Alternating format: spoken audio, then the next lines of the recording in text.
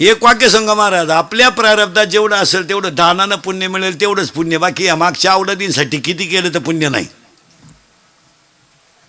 आणि आपल्या पोरांचा घोटाळा काय झाला तुमच्या माझ्या, कमवायलाच काही ठुलं नाही.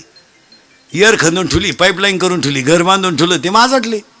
त्याला 3 शब्द: शरीर शुद्ध होईल स्नानानं, मन शुद्ध होईल नामानं, आणि चित्त शुद्ध होईल ध्यानानं, आणि धन शुद्ध होईल दानानं. हात एक एकच बरं का, 14 सांगतो पटकन. हात एक, 14 मोजायचे बाबा. किती? 14. हात एक, बोलणे 2, हसणे 3, उभा 4, आनंद 5, लज्जा 6, स्मरण 7, विचार 8, बुद्धी 9, पुण्य 10, कर्म 11, देवांना मिळाला नाही 12, देव इच्छा करता 13, आणि हाच देव आहे 14. हे 14 गुण मयूरला तयार झाले, आणि मयूर माणूस तयार झाला. आता या सगळ्या लोकांना माणूस तयार झाल्यावर तुकाराम महाराज म्हणले बदल झाला लोकांमध्ये. आता धोतर गेलं, पायजमा आला, पायजमा गेला, जीन आली, जीन गेली, बरमुडा आली. हळूहळू लोक मोकळी होत आली. आता बदल झालाय.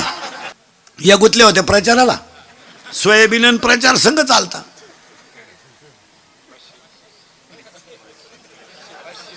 माहीतच नाही तिला कोणत्या पक्षाची सभा आहे. बसली गाडीत आणि गेली. एका बाईनं 3 सभा काढल्या, फक्त गळ्यातलं फडकं बदलायचं, ठोळी तीच. शेतकऱ्याला अपमान